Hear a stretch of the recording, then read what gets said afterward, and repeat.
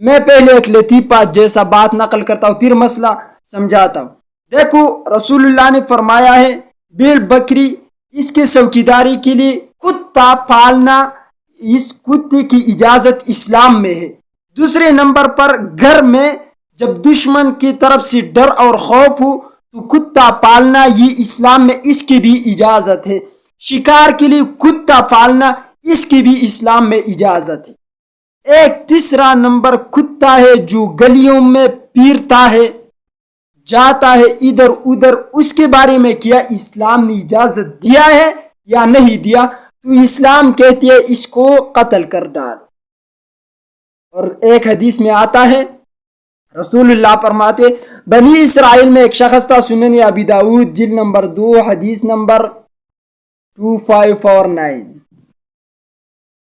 اس حدیث میں رسول اللہ علیہ السلام فرماتے بنی اسرائیل میں ایک شخص تھا، اس کو پیاس لگی تو ایک کنویں کے اندر جا کر پانی پیا، اپنا پیاس بجھایا. جب اوپر آیا تو دیکھا کہ ایک کتا ہے اور مٹی پر اپنی زبان کو پھیرتا ہے، یعنی مٹی سے پیاس بجھاتا ہے.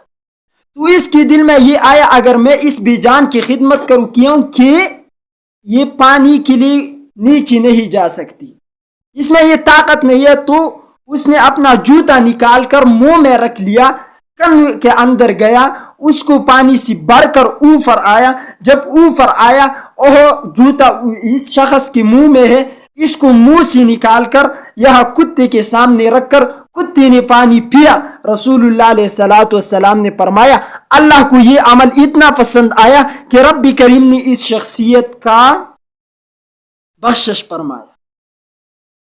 کیا ایک جانور پہ رحم کیا، ایک جانور کے ساتھ اچھا سلوک کیا. تو انسان کو اگر آپ اچھا بول سکتے ہیں تو بولو، برا بول سکتے ہیں تو برا مت بولو. دیکھو اس کے بارے میں علماء کہتی ہے کہ اس کتے کے بارے میں تو اسلام میں حکم ہے کہ اس کو قتل کر ڈالو. ایک شخص کہتی ہے، علماء کی رائے یہ ہے کہ ضرر یہ جانور جو ضرر دیتے انسان کو اس کو قتل کر ڈالو، اور جو ضرر نہیں دیتی کسی کو کچھ نہیں کہتی ان کے بارے میں یہ حکم نہیں ہے، ان کو پانی پلا سکتی ہے آپ. ایک حکم تو یہ ہے، ایک عالم ہے وہ اچھا حکم لگا تھا علامہ ابن تین رحمت اللہ علیہ، وہ کہتے ہیں کہ دونوں حدیثوں پر عمل کرو. ایک میں آتا ہے قتل کرو، ایک میں آتا ہے کہ پانی پلا دو تو بخشش ہو جائیں گا. تو دونوں پر عمل کیسا کرو؟ پہلے پانی پلاؤ پھر قتل کرو. پہلے پانی پلا دو کتے کو پھر قتل کر ڈالو. مجھے ایک پٹھان کا واقعہ یاد آیا.